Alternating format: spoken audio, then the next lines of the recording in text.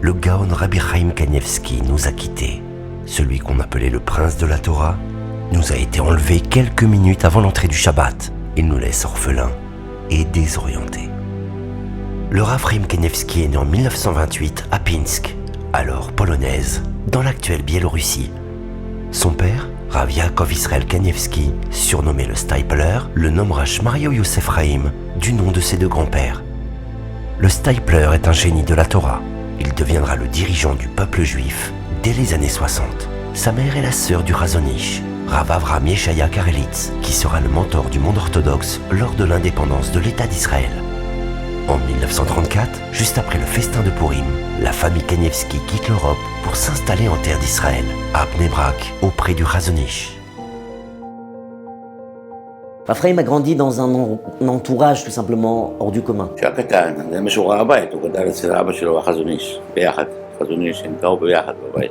כל הזמן למדו שם, עסקים בלימוד, זה מה שהוא ראה. La Gemara nous dit que pour devenir grand, il faut deux choses, s'asseoir et étudier, et l'aide du ciel. S'asseoir et étudier, Raphaël l'a fait plus que tout, qui que ce soit au monde. La Siyata d'Ishmaïa, celui qui a dit d'où elle venait, c'était son père. Il va toutes les semaines chez son oncle Razonish, il étudie en Chavruta avec le Razonish et il étudie surtout énormément avec son père. Avec son père, il va étudier une grande partie du Talmud. גם אבא שלו, כשהוא היה תינוק, אז הוא היה מנדנד אותו, הריסה, אז הוא היה שר לו ברכות, ביד, מאי, כליים, מסכתות של הש"ס, הוא ידע את זה בעל פה.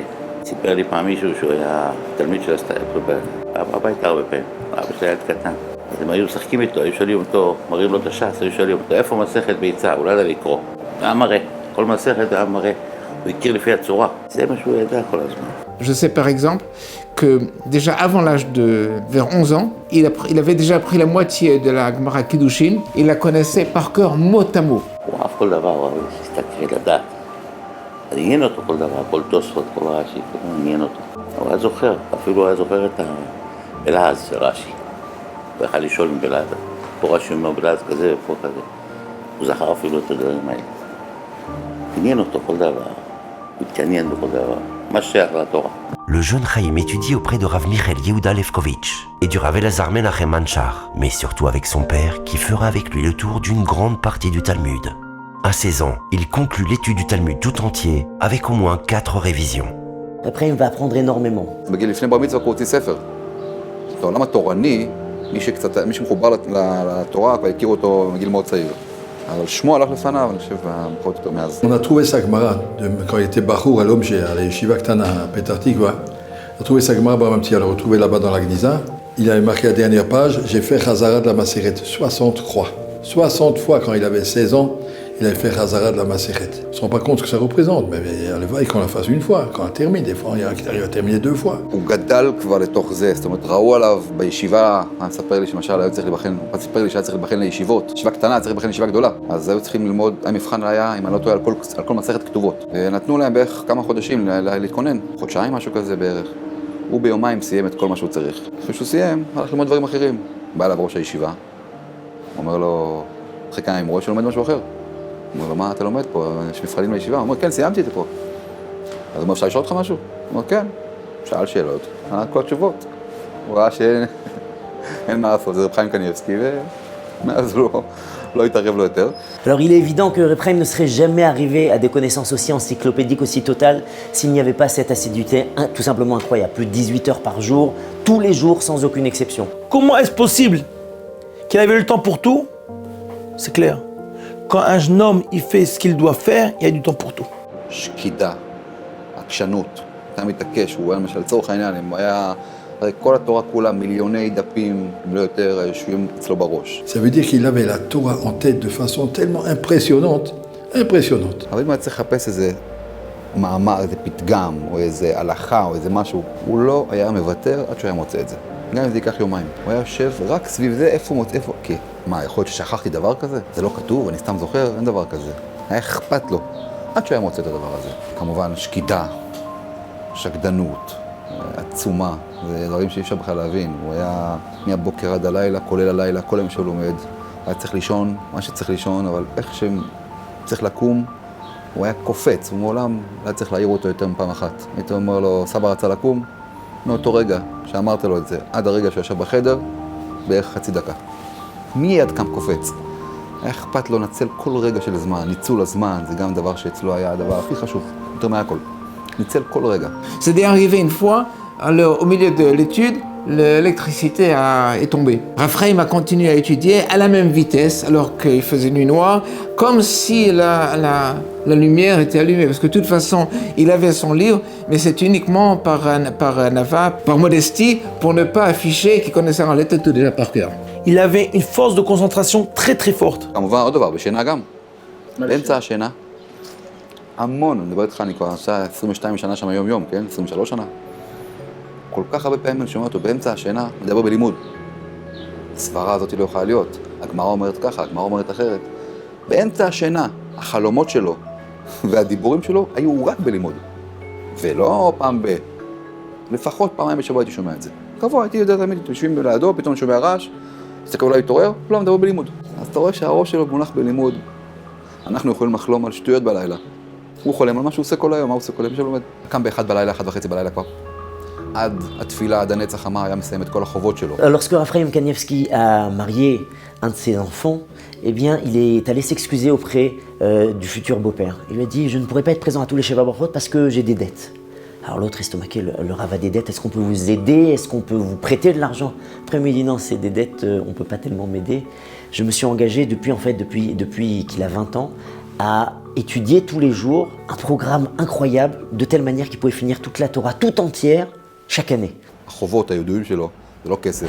זה בבלי, ירושלמי, תוספתא, ספרי, ספרה, מכיל, תורת כהנים, כל הזוהר, הכל, קבלה. Ça veut dire que chaque jour, qu'il soit malade, en bonne santé, qu'il y ait des fêtes, qu'il y ait des événements, qu'il y ait quoi que ce soit, après il m'étudiait. Il n'a jamais sauté un jour, sauf les jours où il était en deuil, et ces jours-ci ont été rattrapés par la suite. Il écrit énormément de livres, des livres extrêmement importants. On parle ici de dizaines de livres. Dans tous les sujets de la halakha. C'est la raison pour laquelle tout a été traité. La cacheroute des sauterelles, c'est un sujet qui est très très particulier. Personne n'en a parlé. Après, il m'en parle. Le sefer le plus célèbre qu'il a fait, c'était Derech Emunah. Ça, tout le monde l'appelle par Derech Emunah, sur lequel son beau-père Rav Eliashiv a dit « Je ne savais pas que tu es si grand jusqu'à ce que j'ai vu ce sefer. » Rabbi Chaim nous a montré qu'il n'y a rien n'est hors de portée. On peut. Par exemple, nous, on a une mitzvah d'écrire un Sefer Torah. Chacun, c'est la 613e mitzvah du Chumash. Et personne ne l'a fait. Pourquoi? Parce que j'ai pas 30 000 euros. Excusez-moi, j'ai pas 30 000 euros, donc je suis pas tour. Ça dépasse mes moyens. Rabbi Chaim, il avait encore moins de 30 000 euros que moi. Mais il a dit, j'ai appris à écrire, Tamid Chacham doit savoir écrire, donc il a appris les lettres. Je vais acheter une parchemin, une planche. Ça coûte pas cher, 100 shekels, je sais pas. Tous les jours, il revenait du collège, il écrivait 10 lignes. Ça lui a mis 20 ans, il a fini son Sefer Torah. Il a cousu lui-même, il a appris comment on coud. Et après, il a pris tous ses enfants et ses petits-enfants, ils l'ont amené à la choule, Sefer Torah. Il a ramené les enfants à la maison, il a fait une souda entre midi et 2 pour que ça ne dérange pas le collège, et puis c'est tout. Mais il dit, on peut faire une mitzvah, il n'y a pas de raison de ne pas la faire. Vas-y, doucement, compréhensivement, avance, ne t'arrête pas. En 1951, le jeune homme se marie avec Batsheva Eliashiv, fille du célèbre décisionnaire Rav Yosef Shalom Eliashiv. Le Chazon-Ish, à l'origine de cette union, décrit le futur marié au Rav Eliashiv comme étant Mara Dekula Talmuda, le maître de tout le Talmud. Ils se sont rencontrés et lorsque plus tard les fiançailles vont être célébrées, la rabbinite Batsheva Eliashiv à l'époque doit venir rendre visite à la famille Kanievski à Bnei Brak. Alors à l'époque il n'y avait pas de bus direct Yerushalayim Bnei Brak, il fallait passer par Tel Aviv et après prendre un second bus. Et après, en tant que fiancée, et donc elle allait accueillir sa future. באה הביתה, לסטייפלר, אומרת לו איפה מחכה לשידור, לפגישה, הוא היה אמור לחכות בתחנת רכבת, והוא לא שם. הוא אמר, אוי, ובטח הוא שם, יושב לומד, בואי. נסעו לתחנת רכבת, ראו אותו יושב באיזה ספסל, יושב לומד. Il avait oublié le bus, il avait oublié sa fiancée, il avait oublié tout le monde. Il lui dit, je crois qu'il faut que tu viennes, on a besoin de toi. זאת אומרת, כבר הבינו מגיל מאוד צעיר ממה מדובר. Le plus impressionnant, ça a été la réaction de la rabbinite. Elle a dit, c'est celui qui me correspond. C'est celui qui est digne d'être le gendre de mon père. Parce que son père étudie exactement comme cela. C'est ce qui a scellé cette union. Rav Chaim et la rabbinite Kanievski ne faisaient qu'un. מעולם לא קרה שהוא אכל ארוחת צהריים בלי הרבנית. תמיד היה מחכה לה. כמה פעמים זה קרה שהוא חיכה כבר יותר מחצי שעה, אמרתי לו, אתה מחכה לה. זה ייקח עוד הרבה זמן. תאכל, תלך לנוח, והיא תבוא תאכל אחר כך. אמר להם, אני לא אחכה לה, היא לא תאכל. כי תהיה עסוקה במצוות. La fille du Rav a fait un espèce pour les dames la semaine dernière, et elle a dit, Mon père, une fois, il étudiait à la maison le soir, et puis ma mère était allée à un mariage, elle est restée plus tard que prévu. Quand elle revient, son mari dit « Où tu étais si longtemps ?» Elle dit « Qu'est-ce que ça te change, tu étudies de toute façon. J'étais à un mariage, je suis resté 1 heure de plus qu'ici. » Alors il a dit « Tu sais, quand tu n'es pas là, tu me manques. » Savoir faire le kavod à sa femme, savoir les relations extraordinaires qu'il y avait entre eux, cette gentillesse, mais j'ai jamais vu ça. Beaucoup de mashgichim, de personnes qui s'occupaient de gens, de jeunes hommes qui venaient de se marier et qui devaient apprendre comment les envoyer voir chez Raphaim Kanevsky et chez la rabbinite Kanevsky et de voir qu'est-ce que c'était un couple réellement uni et qui débordait de gaieté et de joie. Un homme qui aime rabais sa femme, une femme qui fait un kavod à son mari de façon tellement parfaite, c'était à regarder. Je regardais, Kipchuto, j'allais voir. La vidéo de Raphaim et de sa femme qui le matin, au lever du soleil, sont en train de réciter les brachot et chacun répond Amen à l'autre avec une immense affection dans les yeux. C'est quelque chose qui a marqué le monde entier. La rabbinite Kanevsky faisait absolument tout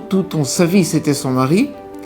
Et son mari, de son côté, Raphaim Kanevsky, faisait tout pour lui faire plaisir. חושבים כולם לישון, פותחים 2 מיטות כזה גדולות, כל הילדים שם. היינו קריאת שמע, או שיגידו המפיל, אחרי זה אסור לדבר. אז לא איפה זה לא ללמוד. לא יושב ללמוד. הבוקר 1:00 לפנות בוקר, זה ללמוד. היה מדבר עם הילדים, היה מתעניין, היה משחק איתם, בסדר.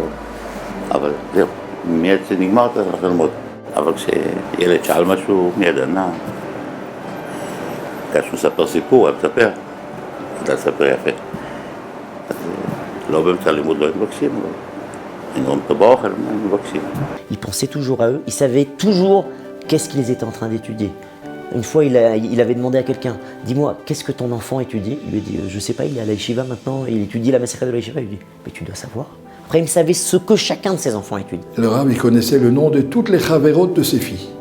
Il les a jamais vues, mais quand on parlait de ça, il suivait tout. Il était proche de chacun, il était une vie de famille très, très intense. Il était proche, il voulait connaître chacun de ses enfants et ses petits-enfants, il se sentait responsable. אבל היה איש משפחה, הוא לא פספס חתונה אחת, בר מצווה אחת, לכל הנכדים שלו, לכולם הוא הגיע. הוא היה גם איש משפחה, הוא ידע גם לתת את המשפחתיות כמו שצריך, ולמרות זאת היה לו זמן להיות רב חיים קניבסקי. כי הוא פשוט ניצל כל רגע. Et donc, ensemble, les deux ont construit un foyer de Torah. Et chacun poussait l'autre à grandir encore plus. L'un n'a pas donné à l'autre plus que l'autre n'a reçu de l'un. Rav Chaim, Zacher Tzaddik Kadosh Livracha, ne ressentait pas que sa raison d'être dans le monde, c'était l'étude de la Torah. Il était conscient à chaque instant que son rôle était de faire exactement ce qu'Akadosh Baruch Hu lui demandait. Qu'Akadosh Baruch Hu lui demande d'étudier. Qu'Akadosh Baruch Hu lui demande de faire un chesed, de rendre un bienfait à quelqu'un. Qu'Akadosh Baruch Hu lui demande de s'occuper de sa famille. C'était exactement la même chose. Le peuple d'Israël finira par voir en lui une instance suprême. Ce rôle qu'il a longtemps refusé lui est imposé par le Rav Shach, qui le nomme en 1989 consultant de la Moetzet Gdolei HaTorah, le conseil des sages de la Torah. Si jusqu'en 2017, il renvoyait certaines questions au Rav Aaron Lepштейמן, au décès de celui-ci, il se voit contraint de prendre sa suite, en tandem avec le Rav Gershon Edelstein Shlita, Rosh Yeshiva de Ponyovitch. Quand le Steipeler, donc son père, il niftar, Rav Shach, il avait dit, il a laissé un fils comme lui, qu'on peut demander chez lui les questions. À l'époque, personne ne comprenait. Il dit ça à Rav Shach. Tout le monde a été stupéfait. Parce que le Steipeler, c'était l'énormité qu'on connaissait aujourd'hui chez Rav Chaim, mais qu'on ne connaissait pas chez Rav Chaim. Je ne savais pas qui c'était Rav Kanevsky à ce moment-là. Pour que Rav Shach ait pu dire qu'il est aussi grand que son père, c'était gigantesque. Rav Shach disait, je ne prendrai aucune décision sans demander à Rabbi Chaim. Au point, ça veut dire qu'il savait que c'était quelqu'un qui était au-dessus de nous. Alors qu'il a tout fait pour ne pas l'être, mais il était donc le grand de la génération. Le Rav a toujours refusé quelque poste public que ce soit. Il a toujours voulu étudier la Torah pour la Torah, sans contrepartie, sans paye, sans kavod. Par exemple, son petit-fils m'a raconté, il a remarqué que, avant de dire le Shema, il ajoutait Kel Melech Ne'eman, qu'on dit généralement lorsqu'on lit le Kriyat Shema seul. Mon petit-fils lui a demandé pourquoi. Il a dit parce que ça peut arriver que des fois je lis le Kriyat Shema un peu plus longtemps et je risque de rater le Shaliach Tzibur, l'officiant, qui dit Hashem Elokechem Emet. Et donc pour cela je le remplace par Kel Melech Ne'eman. Alors son petit-fils lui a dit mais jamais l'officiant va commencer la suite avant d'avoir constaté que l'arabe a terminé le Kriyat Shema. Il dit, ah bon, mais comment il sait? C'est-à-dire, il n'a jamais même pris conscience qu'on l'attendait, qu'on lui donnait du kavod. Tout simplement parce qu'il tenait à être entièrement lié à Kadosh Baruch Hu et de ne rien avoir dans la vie d'autre que le service d'Akadosh Baruch Hu. À quel moment on s'est rendu compte de son miracle? Là, ça a commencé là que ça commence à faire. C'était en 91, là où il y avait la guerre du Golfe. Tout le pays était recouvert avec des abris, il y avait des alertes, il fallait entrer dans les abris. On a demandé à Rabbi Chaim, ou à Keter Shlomo, comme tout le monde, et qu'est-ce qu'on fait quand il y a une alerte? Il a dit, vous faites pas attention, ça ne concerne pas Bnei Brak. Ani achraï à Bnei Brak. Je prends la responsabilité qu'il n'arrive rien. On n'avait pas d'abri, il y avait le limoud, on continuait à étudier. שמענו את הבומים, מפחיד, הכל פה, חלונות פה נפלו. אבל לא קרה כלום. אני חושב שזה העולם ראה את העוצמות שלו. Il m'a dit, si vous pouviez voir, Bnei Brak est sous un parapluie immense de Dapim, de Gemara et de Chesed. On est protégé, vous inquiétez pas, ça ne nous concerne pas. C'était le seul qui disait à Bnei Brak, rien ne va tomber. Et Rav Shach disait, comment c'est possible qu'il puisse promettre une chose? Quoi, c'est un prophète, il dit que rien ne va tomber. On l'a écouté, et naturellement, par sa modestie, il disait, la seule différence entre moi et Rav Shach, lui, il ne sait pas qu'il y a un Rav Shach qui se trouve à Bnei Brak qui va sauver les gens. Moi, je sais qu'il y a un Rav Shach qui va sauver les gens. Mais en d'autres mots, sa promesse à lui, à ce moment-là, on s'est rendu compte qui était le Rav Kanievski. Et on raconte que pendant la guerre du Golfe, il y a eu un Scad qui est tombé. Et sa femme lui a dit, là, tu t'es trompé, Chaim, tu t'es trompé, ça c'est à Bnei Brak. Il a dit, non, c'est pas à Bnei Brak. C'était à 100 mètres, à Ramat Gan, à la frontière, juste à côté. C'est pas à Bnei Brak, לא יכול להיות. אנחנו פה שמורים. כל עוד הוא היה חי, הוא הבטיח שלא יהיה פיגועים, לא יהיה כלום. ברגע שהוא נפטר, אין הבטחה. אבל אני מקווה שהבטחה, אני מקווה שהוא יטפל בזה למעלה. יש לו אח בן 32, עוד לא התחתן. שיהיה לו שידוך טוב בקרוב. Akadosh Baruch Hu a conçu le monde par la Torah. Donc quelqu'un qui connaît parfaitement la Torah, il connaît parfaitement le monde entier. On allait lui poser des questions aussi de médecine, et ainsi de suite. Il répondait, tout était clair. Parce que lorsqu'on a la Torah dans son entité, on a la médecine aussi, puisque la médecine en fait, elle découle de la Torah. ניסה לחוץ לארץ בשביל הרופא הזה, או ללכת לרופא בארץ הזה שקראו לו בן חיים. בארץ ישראל. Il a des milliers de questions par jour, dont des questions incroyablement délicates qui sont soumises à lui en tant qu'instance suprême. C'est vraiment le manhig, le guide du peuple d'Israël. En deux mots, le Rav représentait la personne le plus proche d'Hachem dans ce monde. Je ne sais pas si vous imaginez, des centaines de personnes qui rentrent chez vous tous les jours. La plupart des gens disaient, voilà, ma fille doit accoucher, ou bien je ne trouve pas de chidour, ou bien toutes sortes de questions comme ça, je voudrais une bracha. La force de Rabbi Chaim, c'est de recevoir tout le monde. Il n'y avait pas maintenant, moi je m'occupe d'une partie de la population. Je m'occupe de tout le monde. Il peut y avoir des gens qui ne sont pas du tout religieux qui sont chez lui, des chassidim. Tout le monde était accepté chez Rabbi Chaim. C'est ça sa force. C'est pour ça qu'il avait une influence sur tout le monde. Parce qu'il aimait tout le monde. אתה אומר לי כמה פעמים שאנחנו לא יודעים מה יקרה להם בזכות זה. אנשים מתחזקים, אנשים מגיעים לבית של תורה, אנשים רואים פה את המקום, זה יכול לעשות להם הרבה. והמון המון המון אנשים חזרו בתשובה מאיזה מילה שלו, מאיזה רק הסתכלות, מבט. אחד סיפר לי שהמבט שלו, הוא לא אמר כלום, בוע, ברכה והצלחה. אבל המבט שלו, הוא לא נתן לו מנוח שבוע אחר כך, כל הזמן נזכר במבט שלו, ואיכשהו זה פשוט, בבן אדם שלו אפילו לא מסורתי, כלום, מחוק, לא היה לו שום קשר לתורה, לא מצוות, לא ההורים שלו. המבט הזה עשה לו משהו. המבט, הוא אומר, העיניים, הטהורות, הקדושות. אני לא זורק אף אחד מהבית. כל יהודי יכול להתברך. אם זה יחול או לא יחול, אם אין לו מצוות זה לא יחול, אבל כולם יכולים להיכנס. הוא לא נתן שיהיה מישהו שלא יכניס אותו.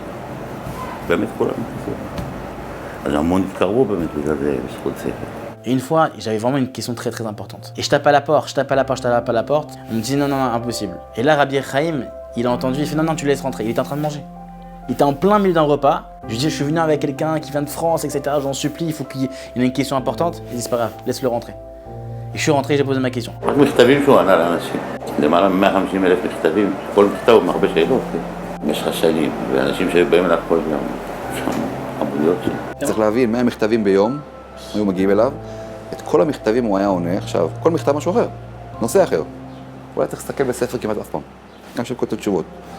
עזוב את זה, מכתב אחד, 30 שאלות, כל שאלה בנושא אחר. כל שאלה בנושא אחר. אחד בבבלי, אחד בירושלמי, אחד בתוספתא, אחד בקבלה, אחד בהלכה, אחד בהגדה, אחד כל דבר. ככה, תשובות בשניות, מקודשים, מכל מקום. זה היקף ידע לא יודע אם אפשר בכלל, אם היה דבר כזה פעם. היקף ידע עצום, עצום, עצום, שהכל יושב לו בראש, אבל לזכור שם שחבר כנסת לא זכר. לא זכר כלום, רק תורה. זה מדהים. איך הוא היה זוכר אנשים? אתה מהמכתבים, בלימוד. אתה הוצאת ספר כזה וכזה, אתה מהספר הזה, אתה שדה צויפים, אתה זה, ככה היה זוכר אנשים. על ספרים. רק על ספרים. לא היה זוכר אנשים כי הם עשירים, כי הם מפורסמים, qui aiment stam anashim. Même s'il recevait des gens, il y a des gens qui passaient et qui posaient des questions, lui il étudiait, il levait sa tête ou il lisait la question de la personne, répondait et il reprenait le limoud. La première définition de Rabbi Chaim, c'est profiter de chaque seconde, ne pas laisser passer le temps. Dans toute sa vie, moi, autant que je l'ai connu, il était toujours, chaque seconde comptait. Le plus simple pour que Rabbi Chaim réponde à nos questions, c'était de les écrire sur un papier. C'est pour ça qu'à l'entrée, il y a toujours des petits papiers avec un stylo avant de rentrer chez Rabbi Chaim. Et des fois, il y a des gens qui arrivaient avec des grandes feuilles. Et Rabbi Chaim baissait la tête, regardait, c'était un scanner. C'est-à-dire que même pour les brachot, même parce que plusieurs fois on venait le voir pour des brachot, pour tous les membres de Torah Box, etc. Et on dit c'est pas possible, il n'a pas tout lu. Et j'ai demandé à son petit t'inquiète pas, il a tout lu. C'était un scanner. Rav Kaplan m'a dit qu'il a reçu une lettre des États-Unis avec une tchéla très compliquée. Les rabbanim l'ont envoyé, va chez Rabbi Chaim, demande-lui. Une lettre de 6 pages. Une tchéla compliquée. Le rabbi lui dit, il lui répond, Rav Kaplan qui dit, Slicha Kodara, vous n'avez pas tout lu. Il a souri, il a dit, j'ai tout lu et pas même un paragraphe, je n'ai pas bien compris, j'ai lu 2 fois. Il avait une vitesse de lecture et de compréhension qu'on ne peut pas nous imaginer. Sur toutes les questions qu'on demandait, il avait une réponse claire et évidente tout de suite.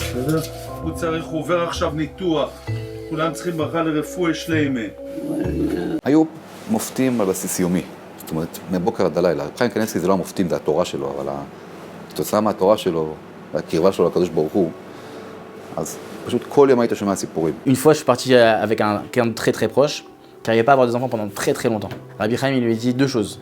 Couvre-toi les cheveux, et comment tu fais la Havdalah? Il lui dit, moi, je fais en règle générale la Havdalah, c'est vrai que je le fais avec du jus de raisin. Il dit, maintenant tu le fais avec du vin.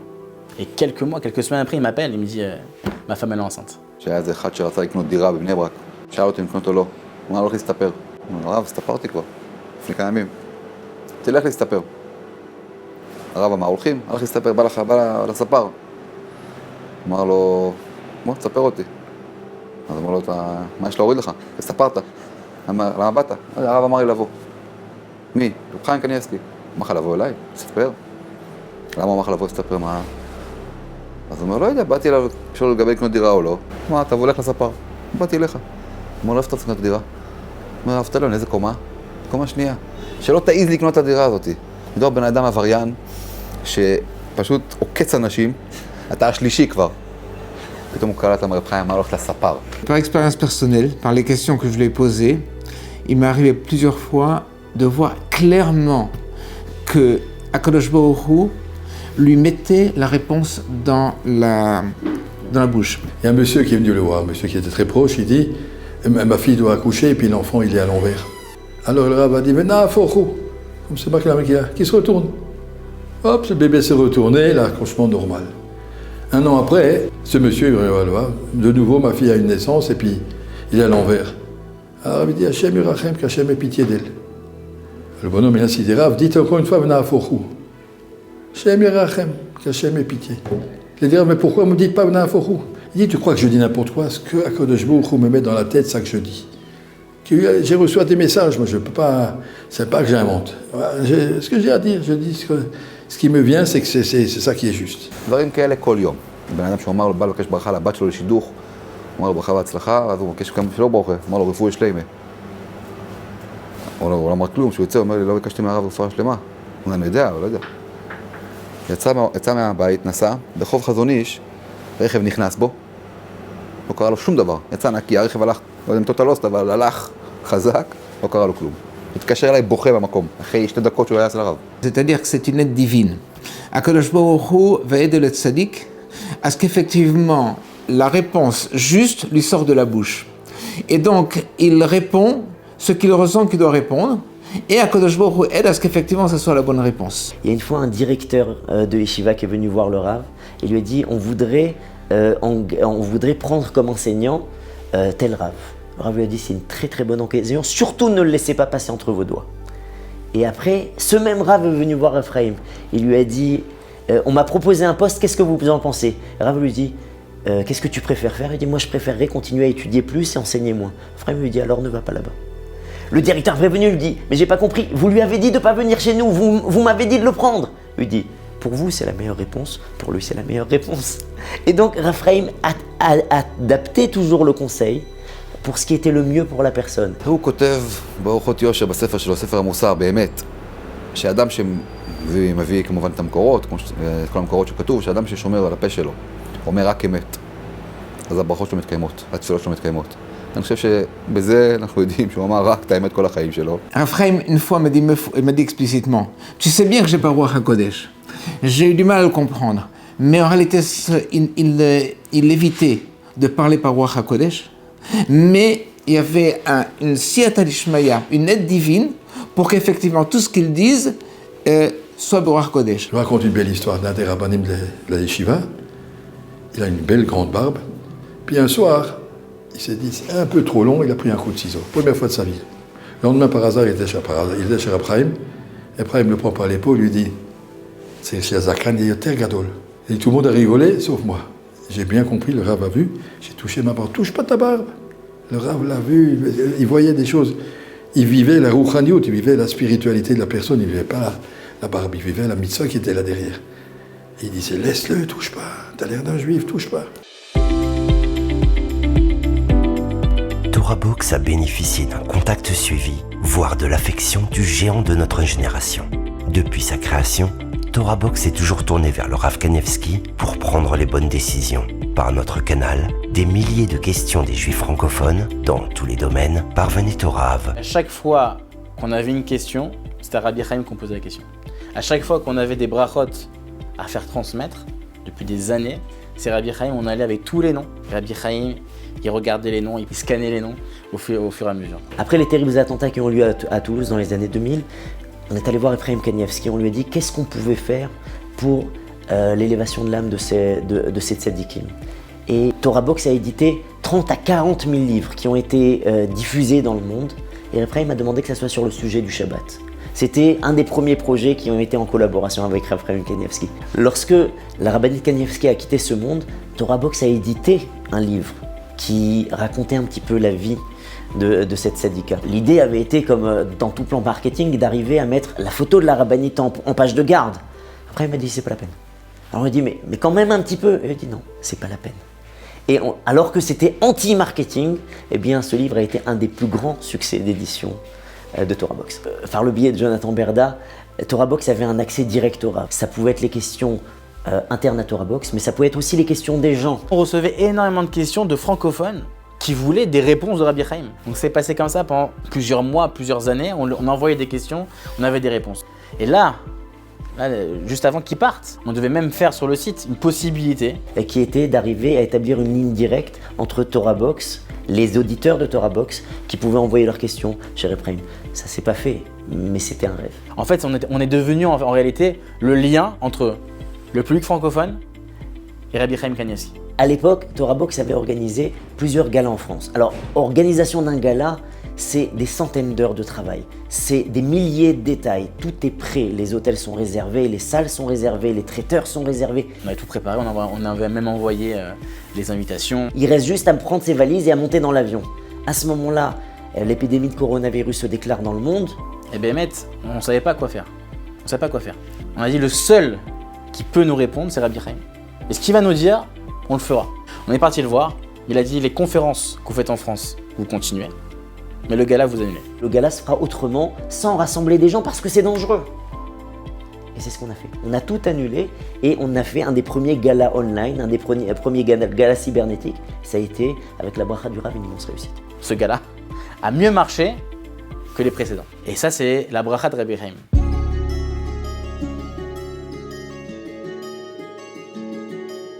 Pendant le corona, c'était très compliqué d'aller voir le Rav, même quasi impossible. Donc on était tout le temps en contact avec son petit-fils. Et c'était des questions tout le temps, de personnes qui veulent savoir est-ce que je dois vacciner mes enfants, est-ce que moi je dois me vacciner, qu'est-ce qu'on doit faire pour la parnassa, etc. Et le Rav était tout le temps là pour nous. Ça n'existait pas un jour, on envoyait une question à son petit-fils et que dans le quart d'heure, dans la demi-heure, on avait une réponse. אני חושב שרב חיים מאוד חיבב אתכם, חיבב את הארגון הזה מסיבה אחת.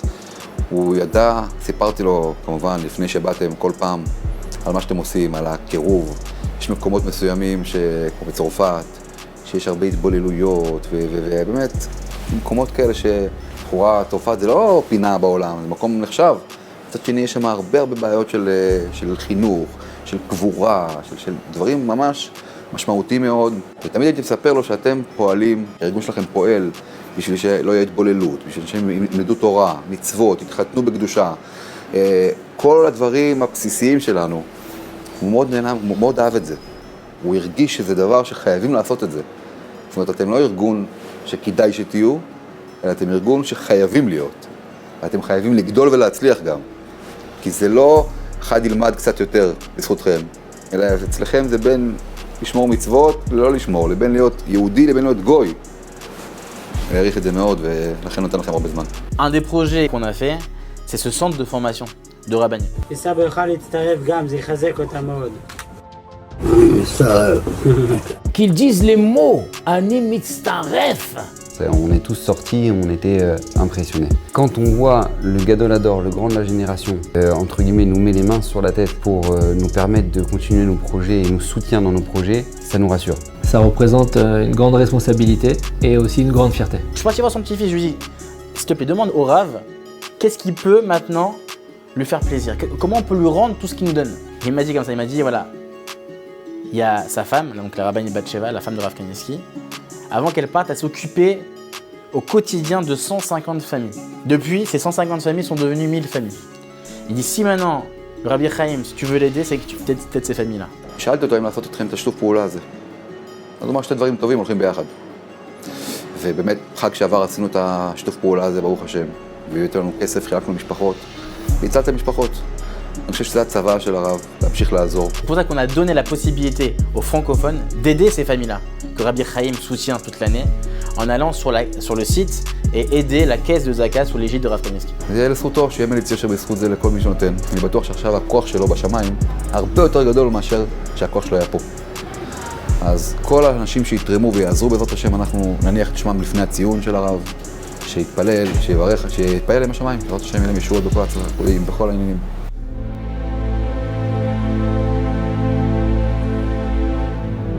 Le dimanche 17 Adar Bet, 5782, 20 mars 2022, fut un jour très difficile pour le peuple juif tout entier. Mais ce fut aussi un immense témoignage d'amour pour celui qui lui avait tout donné, ainsi qu'un respect sans pareil à la Torah, qui était toute la vie du Rav.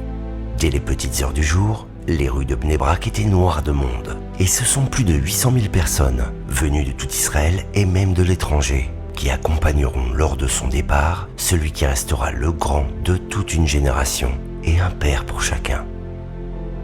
Il racontait que déjà dans les jours auparavant, déjà, il était déjà très faible. Et ils ont fait venir, le jour de Purim, ils ont fait venir un grand professeur de Tel Aviv. Il a dit restez couché, il a fait venir... Et on savait que c'était très grave. Nous, on ne savait pas. La famille ne racontait pas. Mais c'était vraiment, il baissait de plus en plus. Lorsque quelqu'un nous est très très cher, et qu'on voit que sa santé se dégrade, jamais on sera capable de s'avouer la situation dans laquelle il se trouve. On espère toujours que ça ira beaucoup mieux, et tant que la lumière est allumée, on ne pense jamais qu'elle va s'éteindre. Une semaine avant son décès, le Rav de Pinsk, un des petits pays où les Ukrainiens sont réfugiés, et il a téléphoné à Rav Chaim. Il a dit « Vous êtes né à Pinsk, vous êtes le citoyen juif le plus célèbre, je vous demande de nous aider, on reçoit des réfugiés juifs, on n'arrive pas à les aider, donnez-nous un coup de main. » Rabbi Chaim, une semaine avant son décès, faible comme il était, il a réuni Koupa Tahir, il faut faire une Koupa pour les juifs d'Ukraine, pour sauver tous ces gens de Pinsk. Il s'est investi, il était là, on voyait qu'il était faible, mais il avait des forces, il fallait le faire, il le fera. Même le jour où il est niftar, il s'est levé à Netz, il a fait ses dapim. Koshi, il tenait ses horaires. Le départ de Rav Kanievski a été incroyablement subi. On était au milieu du Michté de Purim, tu te doutes avec toute l'ambiance, on était à la fin de la deuxième bouteille de Gewürztraminer, et il y avait des divrei Torah, on était en train de chanter, tout le monde était joyeux, et tout à coup on reçoit un message, comme quoi ça va pas du tout. או שהוא מתחילים לעשות לו החייאה, אשתו, אז קראו לי. חשבתי לעשות החייאה, כמה זה עד שראו זה. La disparition de Rav Chaim, ou plutôt son départ pour le monde de là-haut, a été une surprise pour nous, pour lesquels physiquement on a eu du mal à s'en remettre. C'est comme si on sentait qu'une partie de nous avait abandonnés. On n'a même pas eu le temps de prier ni rien, on était encore c'était une michetée, donc on n'était pas très bien. Et là, le monde s'écroule. En un instant, on a un étau de glace qui te prend le cœur et tu te dis, qu'est-ce qu'on va devenir? Je pense n'avoir jamais autant pleuré que ce jour-là. C'est une bête, c'était une catastrophe. Tout s'écroule. על המקום הזה, כאן, הרב שכב בליל פורים, הלך לישון לאחר תפילת מנחה, ובשעה בסביבות 2:30 בצהריים, פתאום הרב הפסיק לנשום, וממש בשנייה, כל האחייה, כל אחרי זה כבר היה אחרי. תוך שניות בודדות, הרב נלקח במיטת נשיקה ונהיה לבן, וממש כולו טהור זך ונקי. On pense que c'est pas possible, que c'est pas vrai, que tout ce qui se passe c'est pas vrai, que Rabbi Chaim en réalité, il va se réveiller et qu'en fait c'est juste un mauvais rêve. Maintenant Rabbi Chaim est bien parti, c'était Shabbat, il fallait donc enlever cette douleur, l'estomper pour pouvoir faire Shabbat normalement. Rav Chaim nous a appris toute sa vie qu'il y avait une chose importante, c'est de faire la volonté d'Akadosh Baruch Hu exactement. Donc il est bien évident que lorsque, juste après avoir entendu qu'il nous a quittés, Shabbat est arrivé, étant donné que c'était clair, c'est écrit dans les livres, que Shabbat, quoi qu'il arrive, on doit avoir la joie. C'est l'enseignement de Rav Chaim, on n'allait pas faire le contraire. Donc, c'est la volonté d'Akadosh Baruch Hu, et en tant qu'élève de Rav Chaim, on va suivre exactement la volonté d'Akadosh Baruch Hu, et le Shabbat reste le Shabbat. La Gemara a écrit que les tzadikim, le fait qu'un tzadik nous quitte déjà Erev Shabbat est un bon signe, parce que ça veut dire qu'il arrive là-haut pour Shabbat. המשטרה פחדו שיהיה אסונות וסכנת נפשות.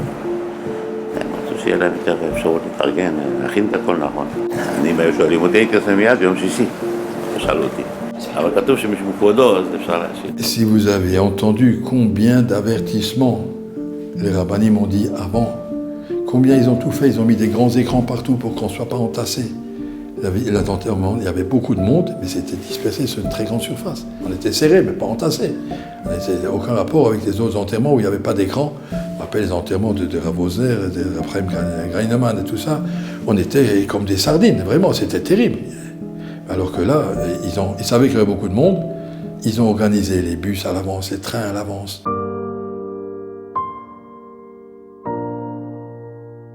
Tout le monde était là pour le remercier, tout le monde était là pour le pleurer, parce que notre ange gardien, celui qui nous disait quoi faire, n'est plus là. Combien de personnes, combien de milliers de personnes étaient proches de lui? Vous savez combien de gens il recevait chaque jour? Tous les gens qui sont venus, c'est tous des gens qui étaient chez lui. Tout le monde, je suis sûr. Chacun était chez lui, ou bien il allait voir à la choule, ou il allait voir à la maison. Tout le monde sentait que c'était son papa. Nous étions tous ses enfants. Tous ceux qui étaient présents ressentaient, c'est notre guide, notre père. Même les policiers, même ceux qui étaient autour pour assurer la sécurité, même eux, on ressentait leur tristesse. Comme lui, il aimait tout le Ham Israël, tout le Ham Israël était là le jour de son enterrement. Se retrouver avec lui, le dernier moment, afin d'ancrer en nous-mêmes sa vie, c'était quelque chose à ne pas rater. Un jour, quelqu'un est venu voir le Rabbi de Lubavitch. Il n'était jamais allé voir un rave et il voit une queue immense devant. Le Rabbi lui a dit, dis-moi, est-ce que tu sais pourquoi ces gens viennent me voir? La personne lui dit, non, en fait, j'en ai aucune idée, je ne comprends même pas pourquoi. Le Rav lui a dit, parce qu'ils ont compris que j'étais leur meilleur ami. Et le peuple d'Israël avait conscience qu'il y avait quelqu'un au monde qui avait tout donné pour eux, qui était prêt en fait à donner la chose qui était la plus précieuse à ses yeux. Après, pour lui, une minute, ça n'avait pas de valeur, c'était inestimable. Et il recevait les gens plusieurs heures, 3 fois par jour. C'est pas du temps. Pour lui, c'était sa vie qu'il donnait pour eux. Et les gens l'ont compris. C'est la raison pour laquelle des centaines de milliers de personnes ont tout abandonné pour venir à ce moment-là.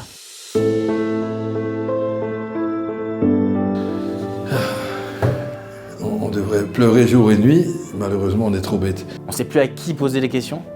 On ne sait pas qui est-ce qui va nous répondre maintenant quand il y a des malheurs comme en ce moment. C'est pas par hasard. Il n'y avait pas, dans les années, on n'avait plus d'attentats comme ça.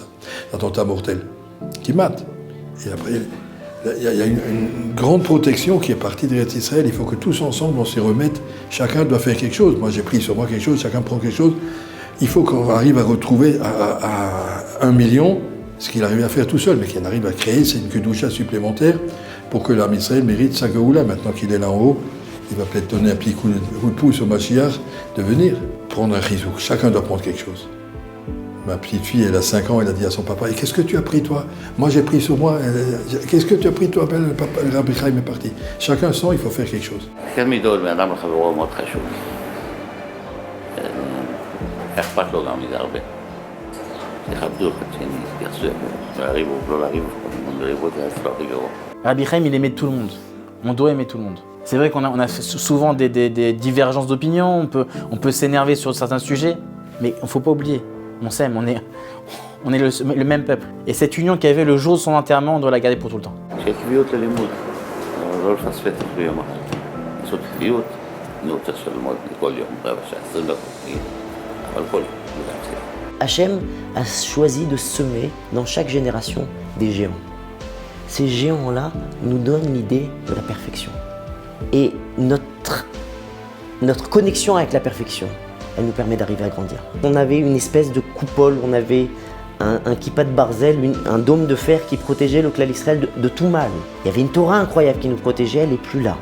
On avait une adresse vers qui adresser nos demandes, nos questions, et elle n'est plus là. Et on se sent quelque part orphelin, et chacun maintenant a le devoir d'arriver à attraper ces étincelles du Gadol qui se disséminent dans le monde. Chacun peut attraper un petit morceau du Gadol pour essayer de passer à la génération d'après.